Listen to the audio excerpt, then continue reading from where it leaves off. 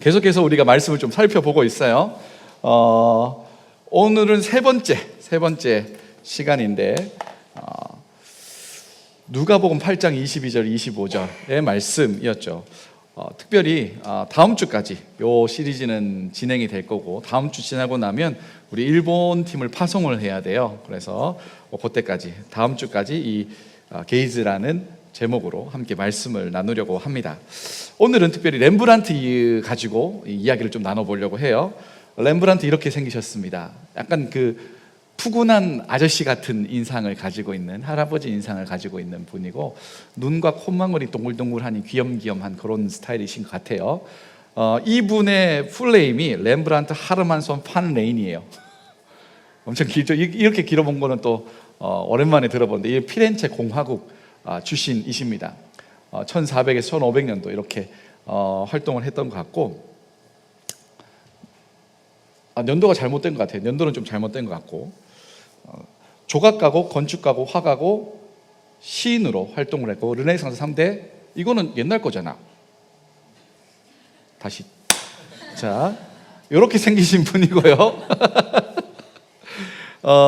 피렌체에서 오신 분이 맞습니다. 1600년대 활동했던 분이에요.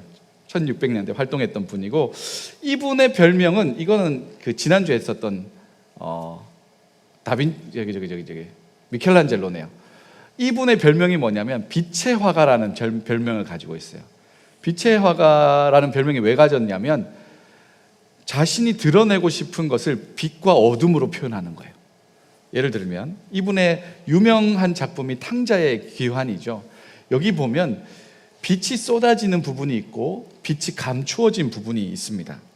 여기 되려나 한번 볼까요? 보시면 여기에도 사람들이 있어요. 어둠 쪽에도 사람들이 있어요.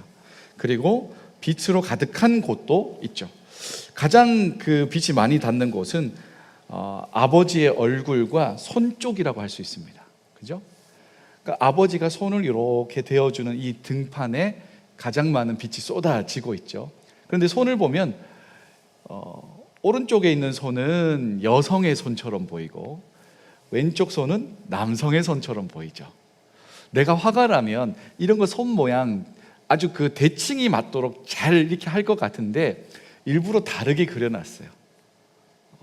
한쪽으로는 어머니처럼 품어주는 것과, 한편은 아버지처럼 케어해주는 것과, 이렇게 섞여서 나오는 것처럼 일부러 이렇게 그려 놓았죠.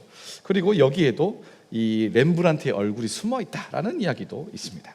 자, 빛과 어둠을 통해서 드러내고 싶은 메시지가 있는 렘브란트의 오늘 다룰 그림은 갈릴리 바다의 폭풍이라는 작품입니다. 자, 오늘도 이 작품을 통해서 두 가지 형태로 살펴볼 텐데, 첫 번째는 훑어보는 거죠. 그냥 오는 대로, 직관적으로 보이는 대로 생각해 보는 겁니다. 이 작품은 가로 120cm, 한 이 정도 돼요. 세로 160cm, 한 이 정도 되겠죠. 그러니까 제법 작은 작품은 아닙니다. 큰 작품이고, 이 작품, 자, 지금 딱 보시면서 생각나는 부분을 함께 나눠보도록 하시죠. 오늘도 한 1분, 2분 정도 옆에 계신 분들에게 이 작품 딱 보시면서 생각나는 부분 이야기해 보도록 하겠습니다. 시작. 안 보여줌. 그래? 내가 너무 야박했나? 자, 보시고, 네. 너무 오래 보면 안 돼요. 그냥 보고 바로 첫 인상처럼 다가오는 걸 이야기하는 거예요. 네.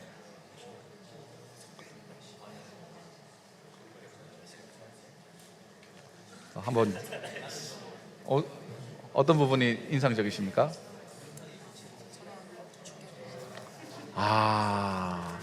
네, 상상력이 풍부하시군요. 오케이. 좋습니다. 1분 40초는 1시간 40초 어떤 게 인상적이에요? 자, 한번 이야기를 좀 나눠보도록 하죠. 이게 너무 좋아요. 이게 움직일 수 있어서. 네, 오늘 그 마라톤에서 10km를 1분 40초로 완주하신 우리 신혜는 이 작품에서 뭐가 이렇게 좀 들어옵니까, 눈에? 파도 어떤 부분이? 엄청 디테일하고 또 이렇게 강렬하게 잘 표현을 했다라고 파도가 또 중요하죠. 오케이. 성은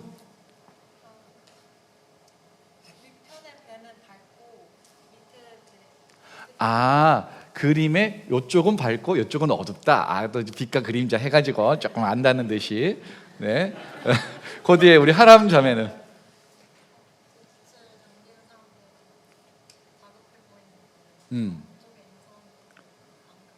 뭐 좀 아는 것 같아. 앞쪽에 있는 사람은 좀 다급해 보이고, 이제 이걸 막 일하고 있는 사람 다급해 보이고, 뒤에 있는 사람 좀 편안해 보인다. 진짜 그런지 아닌지는 이제 보면 알겠죠. 함께 이 배는 거의 45도로 기울어져 가고 있는, 위태위태하죠. 그죠?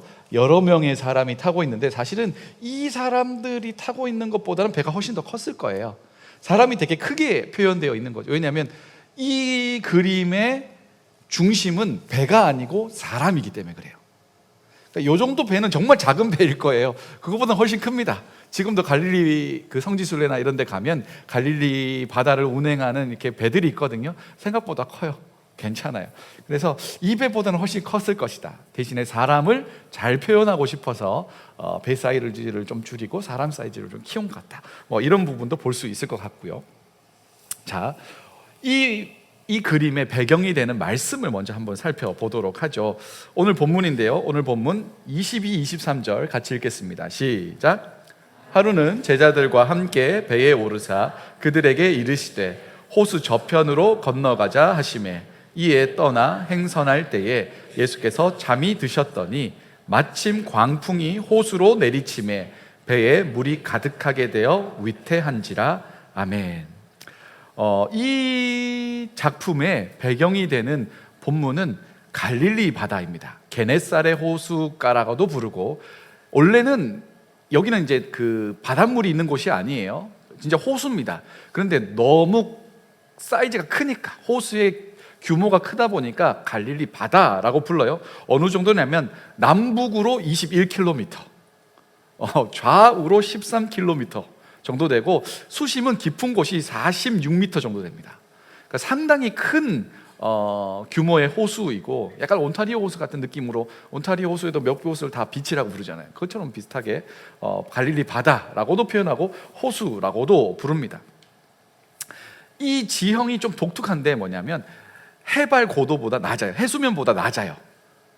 그리고 주변에 높은 산맥 같은 부분들이 있습니다. 그래서 큰 산과 아르벨 산과 골란 고원이라고 부르는 두 가지의 그 동쪽과 서쪽에 높은 지역이 있어요. 그러다 보니 낮과 밤의 기압차로 인해서 바람이 위에서 아래로 쏟아져 내려옵니다.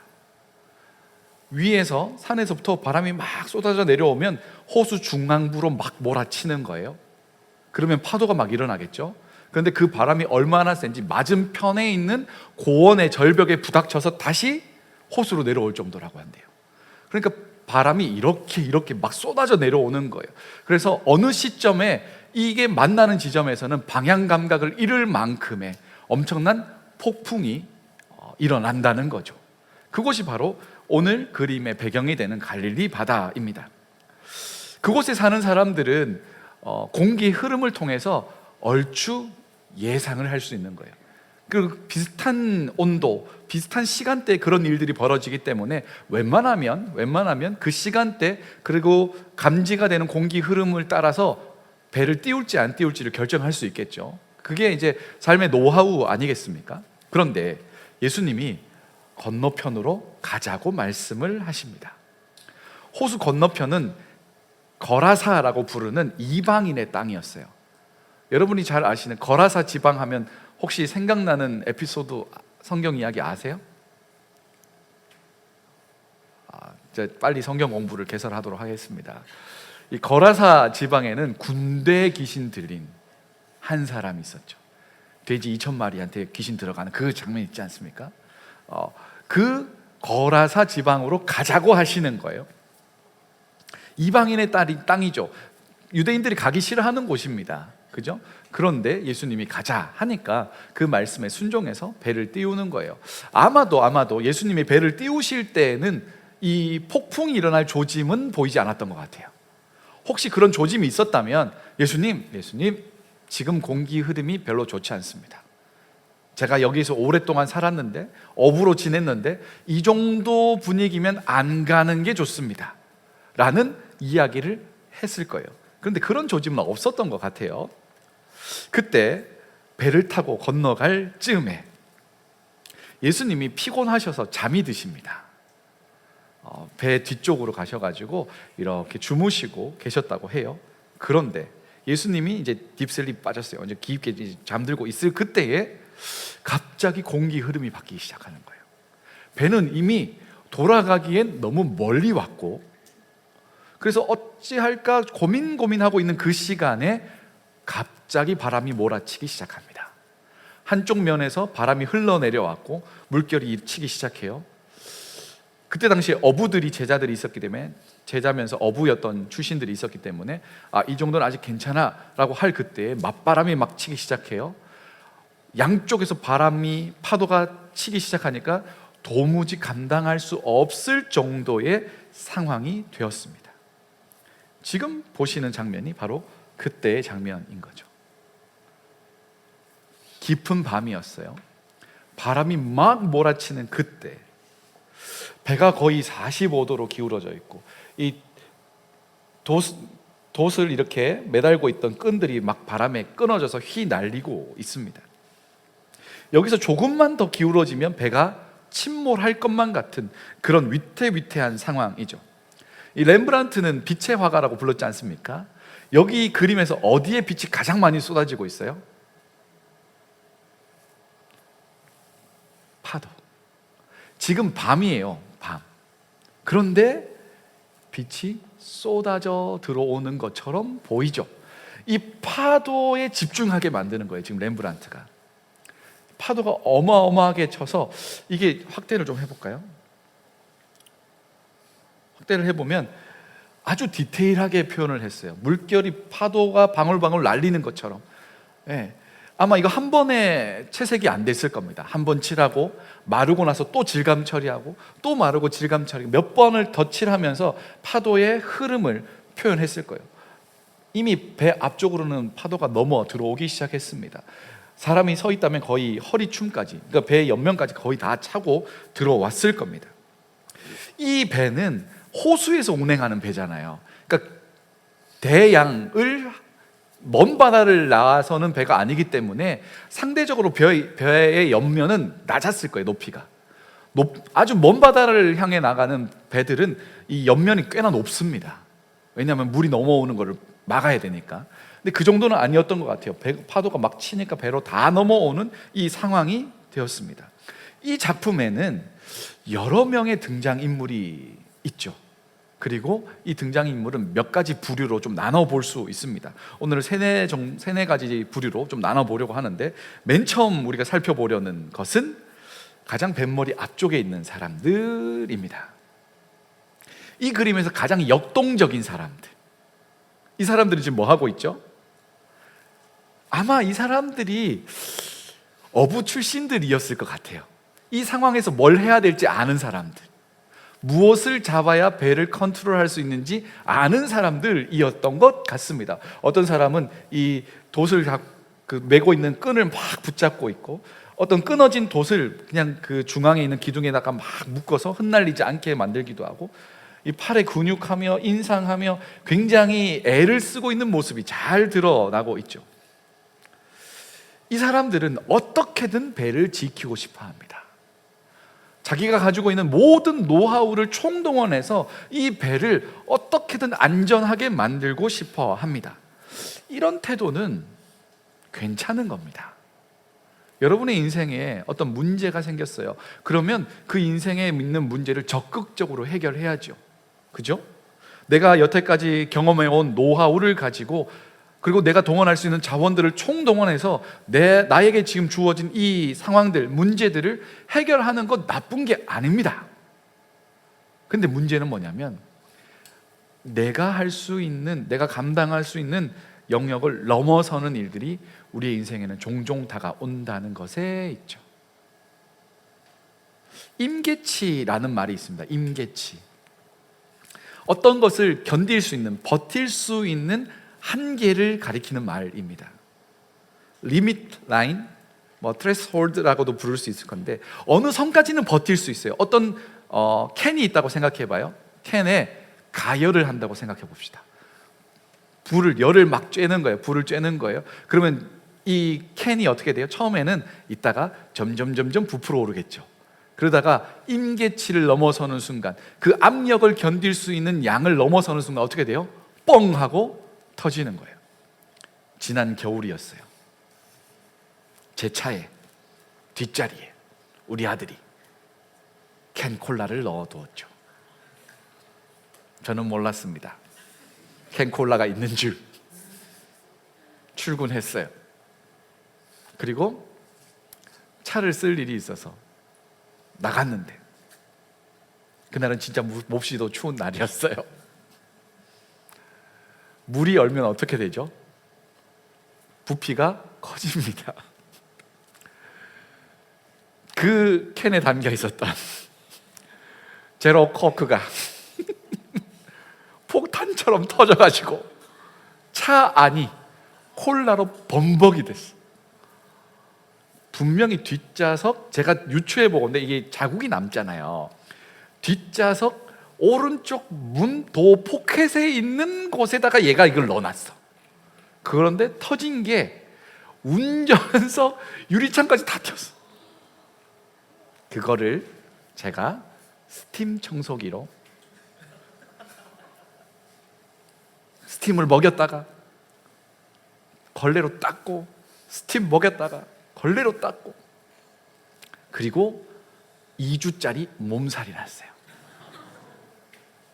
그게 임계치예요. 확실하게 오죠?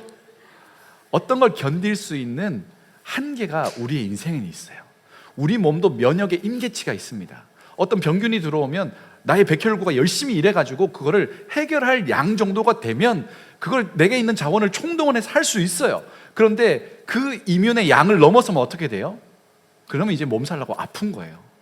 몸이 신호를 보내는 것을 넘어서서 감당할 수 없는 상태에 빠지게 됩니다. 이들이 당면하고 있는 상황은 파도가 배로 이미 많이 넘어왔어요. 해결할 수 있는 방법이 본인에게는 있을 것 같다고 생각했지만 사실은 넘어선 임계치를 분별할 분별력이 없는 거예요. 최선을 다해서 노력하는데 노력하면 할수록 문제가 좀 해결되면 좋을 텐데 해결이 안 되는 상황, 스스로에게 더 힘겨운 짐을 지우는 상황이 되어가고 있는 거죠. 이 사람들은 최선을 다해서 무엇인가를 하고 있지만 그게 잘 작동되지 않고 있어요. 두 번째 부류의 사람을 한번 볼까요? 이 부류의 사람, 여기 띵띵띵 있는 이 사람들, 배 뒤편에, 상대적으로 뒤편에 있는 사람들이죠. 이 사람들은 지금 문제가 주는 문제 가운데 완전히 의욕을 상실해 버린 사람. 그러니까 문제가 주는 것에 완전히 겁이 질리고 공포에 질려가지고 두 손 두 발 다 놓는 사람. 이 사람은 완전히 겁에 질렸죠. 시선이 어디를 보고 있어요? 이 넘어오는 파도에 집중되어 있습니다. 완전히 그냥 의욕도 상실하고, 이 사람은 지금 이제 머리 싸매고 이 구토를 막 하고, 또 여기 있는 사람이 아주 독특한 사람인데 완전히 그냥 멍해져 버렸어요. 여기에 뭐가 있냐면, 이 보고 있는 데가 뭐냐면 이 배 안에 짐들이 있는 곳입니다. 그러니까 짐들을 이렇게 보면 저거를 버려야 될까 말아야 될까, 적극적이지도 못하고 무엇인가 행동하지도 못하고 이러지도 저러지도 못하면서 그냥 걱정만 쌓아두고 있는 사람. 이 사람은 이미 겁에 질린 사람. 이게 이제 외부로 막 토출되고 있는 사람. 때때로 우리의 인생에 어려움이 닥치면 우리도 이런 반응을 보일 때가 있습니다. 문제가 너무 무서운 거예요. 그래서 회피하고 싶을 때도 있고요, 그거를 겁에 질려서 벌벌벌벌 떨 때도 있습니다. 때로는 내 몸으로 그게 막 표출되어 나오는 사람들도 있죠. 여러분 그런 말을 아세요? 제가 지난주 화요일, 수요일이었나 봐요. 새벽 기도 때 제가 인용했던 그 문구인데, 새벽 3시에 하나님이라는 말이 있습니다. 새벽 3시라는 키워드를 검색해 보시잖아요. 그러면 굉장히 많은 다양한 이야기들이 나옵니다. 노래 이름도 새벽 3시가 있고요, 글 쓰는 작가 필명이 새벽 3시인 것도 있고, 새벽 3시라는 노래도 있고, 새벽 3시라는 책도 있습니다. 인간에게 있어서 새벽 3시가 굉장히 절묘한 타이밍이거든요. 왜냐하면 12시, 1시, 2시 늦게 자는 사람도 새벽 3시에는 잠들어 있을 시간이고요, 그리고 일찍 일어나는 사람 4시, 5시, 6시 금요일날, 지난 금요일날 한국에서 이제 목사님 한 분이 또 부임을 하셨거든요. 이제 시차가 안 맞을 거 아니에요. 그래가지고 몇 시에 일어나셨어요? 새벽 4시에 일어났대요. 아주 일찍 일어나는 사람도 새벽 4시 정도 일어난다고 하면 새벽 3시는 잠들어 있을 시간. 그러니까 인간이 가장 곤하게 잠들어 있을 시간이 새벽 3시인데, 여러분의 인생에, 사람의 삶에 큰 어려움이 생기면 새벽 3시에 눈이 떠진다는 거예요. 늦게 잠들었는데 그 걱정 때문에 그 문제를 해결하고 싶어서 고민하다가 어찌어쩌지 해서 억지로 잠들었는데, 새벽 1, 2시에 잠들었는데 깊게 잠들지 못하고 새벽 3시에 깨버린다는 거예요. 일찍 일어나야지 라는 시간보다 더 일찍 일어나게 된다는 거죠. 새벽 3시에 하나님이라는 키워드는 그때 하나님은 우리에게 찾아오신다, 뭐 이런 이야기를 가지고 있어요. 새벽 3시에 만나는 하나님이 있으신가요? 뭐 이런 이야기들을 하는 거죠. 이들은 이미 새벽 3시의 상황에 놓여져 버렸습니다. 감당이 안 되는 거예요. 잠들어도 잠들 수 없고, 깨어 있어도 잠든 것 같은 이상한, 컨트롤할 수 없는, 그리고 깊은 절망 속에 빠져 있는 사람들이 이 배에는 타고 있었습니다. 세 번째 부류의 사람들이 있는데, 말씀을 통해서 먼저 한번 살펴보시죠. 같이 읽겠습니다. 시작.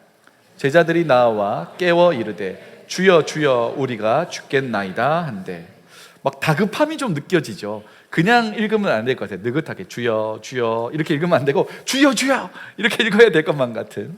성경에 같은 단어가 반복해서 딱 나오는 것은 강조거든요. 예수님을 향해서 주님 주님 우리가 죽겠습니다. 상상해 보시죠. 어떤 동작으로, 어떤 톤으로 이야기를 했을까요? 예수님이 여기 계셨다면 그냥 이렇게 아주 달콤한 목소리로 주님 주님 주님 큰일 났는데요, 일어나셔야 되지 않게, 큰일 났는데요, 이 정도 아니겠죠? 예수님, 주무시는 예수님 막 흔들어 깨우는 거예요. 주님 주님 우리가 죽겠습니다, 큰일 났습니다. 같은 본문을 기록하고 있는 마가복음에 보면 우리가 죽게 된 것을 돌아보지 아니하시나이까. 말이 좀 다르죠. 여기는 우리가 죽겠나이다는 사건에 대한 설명 같지만, 주님 우리가 이렇게 죽게 되었는데 뭐 하십니까? 라는 이야기로 표현하고 있어요. 마가가 조금 더 직설적으로 표현하는 사람이니까 마가의 이야기를 들어서 생각해 보면 거의 주무시는 예수님을 멱살 잡아서 이렇게 세우는 거예요. 막 흔들어. 주님 뭐 하세요? 지금 뭐 하시는 거예요? 우리 죽게 된 거 안 보이세요? 안 느껴지세요? 지금 잠이 와요? 이런 뉘앙스인 거죠. 그림에서 보면 이 배에서 앞쪽에만 빛이 몰려 있죠. 근데 유일하게 빛이 그려져 있는 게 예수님이에요. 근데 빛의 양이 다르죠. 앞쪽의 빛이 훨씬 월등히 많은데 예수님에게는 거의 은은한 빛이 새어 나오고 있습니다. 자다 깨셔서 그럴 수도 있고. 근데 이게 렘브란트가 너무 뭐랄까요, 좀 재미있게 재치있게 그렸다고 생각하는데 예수님 표정 한번 보세요. 이 사람들은 지금 예수님 멱살을 약간 붙잡으려고 하고 있는 것 같고 인상 빡빡 쓰면서 이야기하는데, 예수님 표정이 약간 뚱해가지고, 그러니까 잡으니까 약간 어깨 뒤로 빼면서 너 나한테 왜 이러냐? 이런 느낌. 약간 어리둥절해 하시는 것처럼 보이는, 예수님의 약간 당황도 아니지만 얘네들 나한테 왜 이래? 라는 느낌의 그림으로 보이고 있죠. 이렇게 예수님 막 흔들어서 깨우면서 다그치는 한 부류의 사람들이 있죠. 그리고 이 그림에서 아주 독특한 두 사람도 있습니다. 어떤 사람이냐면 배의 가장 뒷머리에 있는 이 배의 키, 노를 잡고 있는 사람이에요. 이렇게 방향을 잡고 있는 사람이죠. 이 사람에 대한 해석이 두 가지가 있습니다. 1번, 앞에 있는 사람하고 똑같아, 살려고 발버둥 치는 사람이다 라고 보기에는 조금 역동성이 좀 떨어져요. 그리고 이 사람이 뒤쪽에 있잖아요. 예수님 가까이에 있잖아요. 그래서 조금 더 많은 사람들은 이 사람이 지금 예수를 보고 있고, 그리고 예수가 무엇인가 할 것인가를 알고 있기 때문에, 무엇인가를 하실 거라는 걸 알고 있기 때문에 그저 지금 자기가 맡은 일을 묵묵히 감당하는 사람으로 해석하기도 합니다. 꽤나 좋게 해석해 주는 것 같긴 한데요, 저도 이 그림 한참 들여다보고 몇 주째 들여다보고 있는데 좀 해결이 안 되는 부분은, 눈이 예수를 보고 있나, 위를 보고 있는 게 아닌가, 뭐 여러 가지 이 상황이 있는데, 제가 직접 가서 보면 알겠지만 이 그림은 도난 맞았습니다. 네, 이 그림은 도난을 맞았고 역대 최고로 비싼 가격이라고 생각되는 도난품 중에 하나입니다. 제가 직접 봤으면 눈이 어디를 보는지 알고 있을 텐데, 예수님 가까이에서 이 사람에게 예수님의 후광이 반사되는 것처럼 보여요.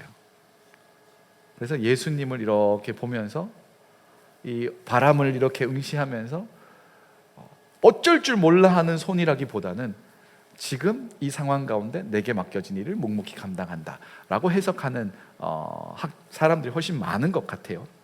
또 한 사람이 있습니다. 이 사람은 이 그림에서 가장 정적인 사람입니다. 어떤 사람이냐면 예수님 앞에서 가만히 무릎 꿇고 기도하는 사람이 있어요.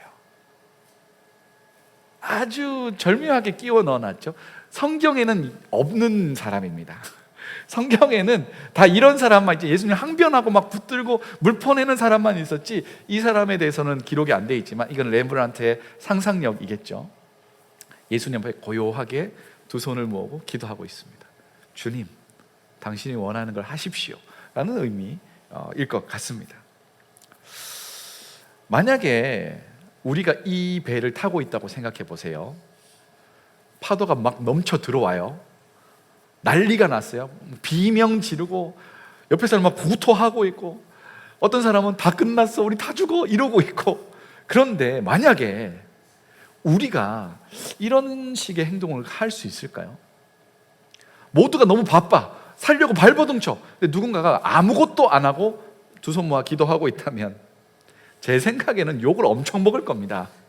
니 뭐하냐고, 지금 빨리 이거 줄 잡고 있으라고, 이거 물 퍼내라고 막 그러고 있을 텐데 이 사람은 잠잠히 기도하고 있다는 거죠.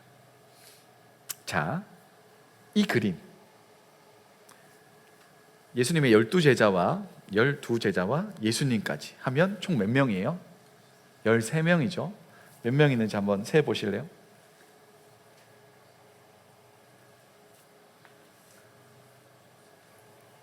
몇 명이에요? 13이요? 가장 앞에 앉으셨는데. 해볼까요? 하나, 둘, 셋, 넷, 다섯, 여섯, 일곱, 여덟, 아홉, 열, 열하나, 열둘, 열세, 열넷. 한 명 무임승차. 이게 도둑으로 탔다. 누구냐면 바로 이 사람이에요. 누구랑 닮았어요? 렘브란트랑 콧망울이 닮았죠.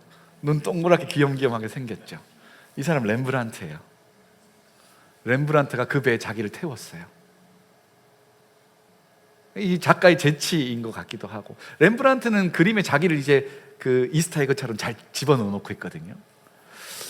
이 사람이 어디를 보고 있냐면 정면을 보고 있습니다. 이 그림을 감상하는 사람에게 눈맞춤을 하고 있는 거예요.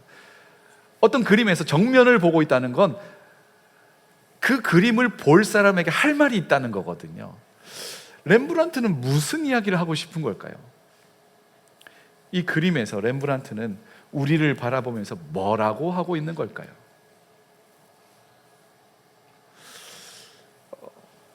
저도 이 그림을 한참 주목하며 보면서 이런 생각이 들었습니다. 나는 이 배에 타고 있었다면 어떤 부류의 사람이었을까? 라고 물어보는 것 같은 거예요. 너는 지금 어디쯤 있니? 라고 물어보는 것 같았습니다. 여러분은 어디쯤 계신 것 같습니까? 여러분 인생에 어떤 큰 문제가 닥쳤을 때, 위기가 닥쳤을 때, 공포가 여러분에게 찾아왔을 때, 해결하기 어렵다고 생각되어지는 그런 일을 마주하게 되었을 때, 여러분의 인생의 항해에 원치 않는 폭풍이 치고 있을 때 여러분은 어떻게 해결하시는 편입니까? 어떻게 반응하시는 편입니까? 내가 가지고 있는 모든 능력과 자원을 총동원해서 어떻게든 해결해 보려고 하는 사람일 수도 있겠죠. 이게 안 된다는 걸 알아요. 그래도 할 수 있는 게 이것밖에 없으니까 이거라도 계속 하는 거예요. 꽤나 많은 사람들이 그렇게 하죠. 안 되는 줄 알아요. 해결이 안 될 거라는 걸 알아요. 내 능력 밖이라는 걸 알아요. 그럼에도 불구하고 어떻게 하면 되지 않을까 해서 최대한 내 모든 것을 다 동원해서, 혹은 나의 임계치를 벗어나 있는, 나의 능력을 벗어나 있는 것까지 동원해서 해결해 보려고 하기도 합니다. 때로는 그 문제가 주는 두려움에 절망하고 낙심하고 먹먹하게 있게 되는 사람도 있습니다. 그 문제를 회피하고 싶은 거예요. 마주하고 싶지 않은 거예요. 눈만 감고 싶은 거예요. 그래서 그 문제를 대면해서 보고 싶지 않아요. 왜냐하면 힘드니까. 해결할 능력도 없다는 걸 잘 알고 있고, 그걸 마주할 용기도 없고, 그냥 그 문제가 주는 겁에 질려서 그냥 멍하게 있게 되는 때도 있죠. 때로는 예수님께 나아가는 사람도 있습니다. 그런데 이 사람들은 예수님께 나아가는 걸 했지만 예수님 탓을 하는 사람이에요. 꽤나 많죠, 우리 가운데. 왜 이러세요, 나한테 도대체? 하나님 나한테 이러시면 안 되는 거 아닙니까? 내 인생에 왜 이런 문제가 있어야 하는 겁니까? 그러면서 모든 기억을 총동원해가지고 내가 좀 열심히 했던 거를 이제 어필하기 시작해요. 내가 그 찬양팀도 섬기고, 내가 셀장으로도 섬기고, 내가 선교도 갔다 왔고, 내가 헌금도 많이 하고, 기도도 많이 하고, 내 교회 어릴 때부터 다녔고 다 했는데 나한테 왜 이러냐고. 이거 일어난 모든 책임은 마치 예수님께 있는 것처럼, 내가 잘못했어도 예수님 탓인 거예요. 내가 그 문제를 만들었어도 예수님 때문인 거예요. 회피하고 떠넘기는 거죠. 꽤나 이런 사람들이 많이 있죠. 혹은 잠잠히 예수님께 기도하는 사람일 수도 있죠. 저는 여러분을 다 알지 못하니까 그냥 물어보고 싶은 겁니다. 여러분은 인생에 큰 파도가 치고 있을 때, 감당하기 어려울 때 어떻게 행동하시는 편인지 스스로에게 이 질문을 보면서 나는 어디쯤에 있는지를 한번 보시면 좋겠습니다.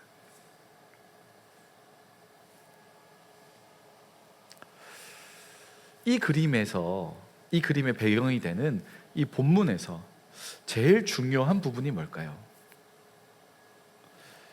이 그림의 배경이 되는 본문에서 가장 중요한 부분, 우리 한번 읽어볼까요? 시작. 하루는 제자들과 함께 배에 오르사 그들에게 이르시되 호수 저편으로 건너가자 하시매 이에 떠나. 이 배 누가 띄운 거예요? 예수님이 띄웠어요. 가자가 한 분이 누구예요? 예수님이에요. 그리고 이 배에 누가 타고 계셔요? 예수님이 타고 있어요. 오늘 본문의 가장 중요한 건 바람과 바다를 잔잔하게 하신 게 아니에요. 오늘 본문에서 가장 중요한 건 함께 배에 오르셨다는 거예요. 우리가 탄 배는 누가 탄 배예요? 예수님이 같이 타고 있는 배예요. 우리가 겪고 있는 문제는 누가 함께 겪고 있는 거예요? 예수님이 함께 겪고 있는 거예요.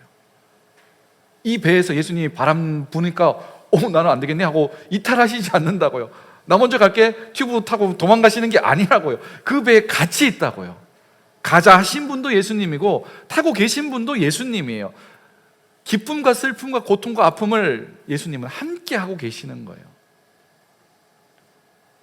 결국 이 본문은, 이 그림은 그러니까 너의 삶의 주관자가 누구냐고 물어보는 질문입니다. 너의 삶에 이 배에 주인은 누구시냐고 물어보는 거예요. 우리가 노를 저으면서 열심히 갈 수 있습니다. 그러나 어느 순간 그 노가 아무런 힘을 발휘하지 못할 때가 옵니다. 안 오면 너무 좋겠어요. 편안하게, 잔잔하게 여러분이 탄 배가 그냥 아주 순적하게 탁탁탁탁 하면 참 좋겠어요. 근데 그렇지 않다고요. 감당하기 어려운 일들이 막 마구 달려옵니다. 성난 파도가 우리의 배에 막 넘쳐 들어옵니다. 그때 여러분은 이 배에 물결을 보는 게 아니라 누가 타고 계신지를 봐야 돼요. 렘브란트는 여기에 시선을 집중시키게 만들지만 결국 이 문제를 해결할 수 있는 건 예수님, 같이 타고 계신 예수님이라는 이야기를 하고 싶은 거예요. 근데 실제로 우리가 삶을 살아가다 보면 문제가 너무 명확하게 보이거든요. 너무 선명하게 보이고 너무 밝게 보여요. 겁에 질릴 정도로 너무 디테일하게 다 보여요. 어디까지 보이냐면 이게 어떠한 문제와 결과를 나타낼지도 충분히 예상하게 만들어요. 나는 그걸 감당할 힘이 능력이 없어요.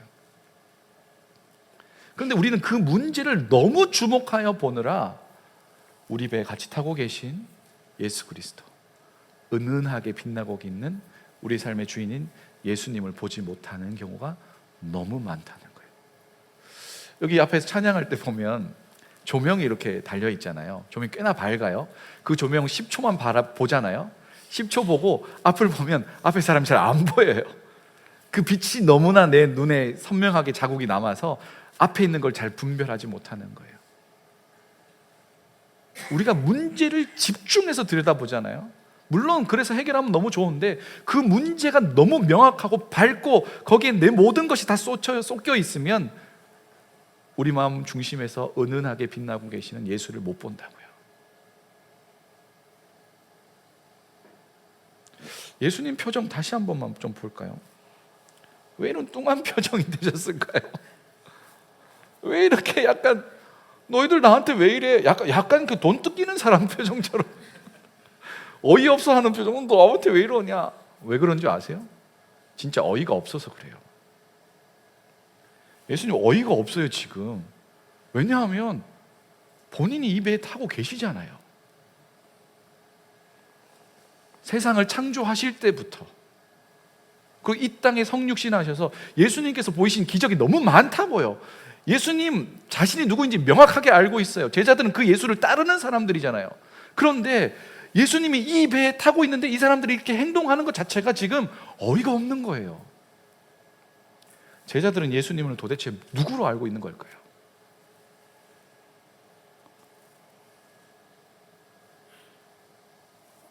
이런 생각 드시지 않았을까요? 와, 진짜 너희들은 나를 이 정도밖에 생각 안 했구나.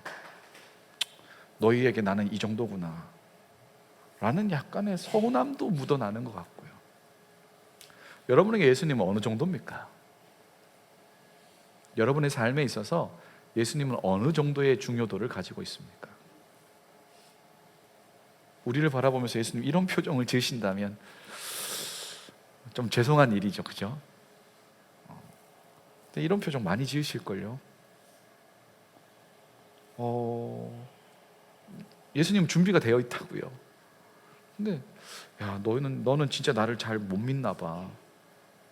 내가 행할 능력에 대해서도 신뢰하지 못하고 내가 너의 삶을 인도하고 있다는 것에 대해서도 너는 잘 모르는 것 같아.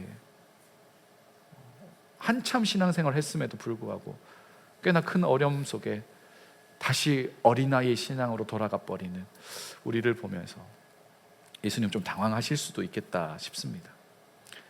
그래도 예수님께서 일어나셔가지고 바람과 바다를 꾸짖습니다. 꾸짖는다는 게 뭐예요? 혼냈다는 이야기예요. 그러니까 얘네들한테 혼은 못 내고 바람과 바다를 혼냅니다. 너희들 왜 그러냐? 바람 바다 가만히 있어. 나 자고 있는 거 몰랐어? 진짜 조용해라. 갑자기 조용해지. 그때 제자들의 반응이 더 웃겨요. 같이 읽어보겠습니다. 시작. 제자들에게 이르시되 너희 믿음이 어디 있느냐 하시니 그들이 두려워하고 놀랍게 여겨 서로 말하되 그가 누구이기에 바람과 물을 명하여 순종하는가 하더라. 여기서 나타나는 게 뭐예요? 제자들은 예수님 누군지 몰라요. 예수님이 어느 정도의 급인지 몰라요. 예수님이 어떠한 능력을 가지고 계신지도 몰라요. 놀랍게 여겼잖아요. 자기의 인식 수준을 넘어섰기 때문에 놀란 거예요. 왜 두려워요? 그게 인간급이 아니라는 걸 알게 됐어요. 두려운 마음이 찾아옵니다. 바람과 바다를 보면서 두려워했던 마음이 이제는 예수님의 정체를 확인하고 예수님의 능력을 확인하고 예수님을 두려워하는 마음, 이게 두려워한다는 게 그냥 벌벌 떠는 그런 개념이 아니에요. 경외하게 됐다는 거죠. 사랑 더하기 떨림, 그게 경외죠. 그런 두려움으로 예수님을 바라보면서 와, 예수님 진짜 엄청난 분이었네 라고 고백했다는 이야기입니다. 사랑하는 여러분, 우리의 삶에 어려움 없으면 너무 좋겠습니다. 저는 그것을 위해서 기도합니다. 여러분의 인생에 큰 어려움 없이 그냥 무난하게 재미나게 신앙생활하면서 잘 살았으면 좋겠습니다 라고 기도하죠, 당연히. 그러나 이렇게도 기도합니다. 혹여 우리의 삶에, 우리 청년들의 삶에 어려움이 찾아올 때, 방향 감각을 상실할 때, 이 양쪽에서 불어치는 바람이 일으키는 파도는 방향을 상실하게 만들거든요. 그때 방향을 모를 때 중심을 잡을 수 있도록, 우리의 삶의 중심에 계시는 그 예수를 바라볼 수 있도록 기도합니다. 여러분, 미리미리 많이 기도해 놓으세요. 기도는 적금하고 비슷하다고 저는 생각하거든요. 일어났을 때 기도하는 것도 너무 좋은데 일어나지 않고 기도하는 게 훨씬 더 좋아요. 하나님, 나의 인생에 혹시 큰 어려움과 문제가 생겼을 때 내가 겁에 질려서 이것도 저것도 하지 못하는 사람 되지 않게 도와주시고, 안간힘 쓰면서 해결해 보려고 하다 탈진하는 인생 되지 않게 도와주시고, 내 안에 역사하시는, 바람과 바다를 잠잠케 하시는 그 예수께 나아가 고요히 기도하며 주의 뜻이 이루어지기를 간구하는 내가 되게 도와주옵소서라고 미리 기도해 놓으시라고요. 성령께서 기억나게 하십니다. 그때 내가 그렇게 기도했었지, 내가 지금 해야 될 건 주님 앞에 나아가 기도하는 거지. 주님이 지혜를 주실 겁니다. 감당할 힘과 능력을 주실 겁니다. 그래서 우리로 묵묵히 키를 움직이든 닷을 다시 붙잡게 하든 그건 주님과 상의한 이후에 하시면 돼요. 우리의 시선이 문제가 아니라 우리의 삶 가운데 함께 하고 계시는, 우리의 삶을 인도하고 계시는 주님께 집중하시기를 소망합니다. 길 모를 때 뭐 봐야 돼요? 길 모를 때는 내비게이션 봐야 돼요. 그죠? 여러분의 인생, 여러분 내비게이션 가지고 있어요? 여러분 인생의 모든 지도를 여러분 다 가지고 있어요? 여기서 몇 킬로로 달려야 되고 여기서 어느 방향으로 가야 되는지 여러분 다 알고 계십니까? 나는 몰라요. 내가 캐나다 올지도 몰랐는데 나의 인생의 전체 내비게이션을 저는 가지고 있지 않습니다. 분명한 건 예수께서 나의 삶의 인도자 되신다는 것은 확실히 알고 있습니다. 그러면 그 인도자 되시는, 우리 인생의 내비게이션 되시는 주님을 집중해서 바라보세요. 그 안에 길이 있는 줄 믿습니다.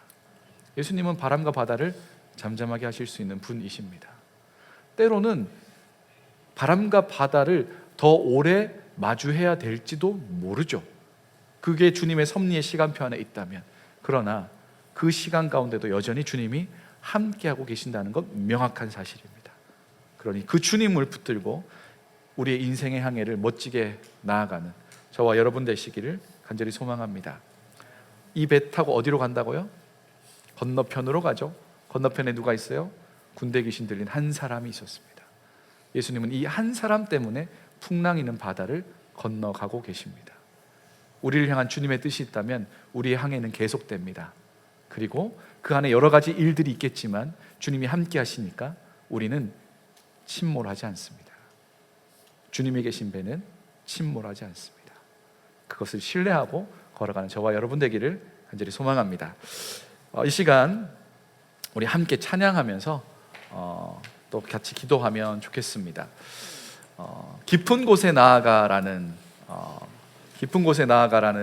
찬양인데 우리 겨울 수련회 때 이 찬양을 좀 불렀었죠. 그대로 놔주시면 되는데. 네. 되게 울림 있는 좋은 가사라고 생각해요. 이 찬양을 같이 고백하면서 지금 혹시라도 여러분 가운데 어려움 가운데